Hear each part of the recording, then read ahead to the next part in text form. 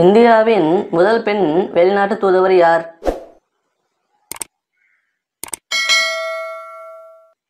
விடை விஜயலட்சுமி பண்டிட்.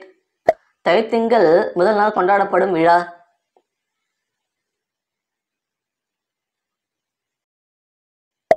விடை பொங்கல். புகையிலை உலராமல் தடுக்க பயன்படும் பொருள் என்ன?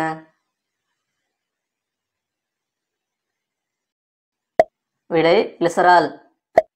இந்திய திட்ட நேரம் எந்த நகரின் நேரத்தை குறிக்கின்றது?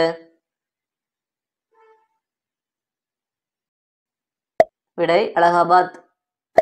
இந்தியாவின் முதல் சட்ட அமைச்சர் யார்?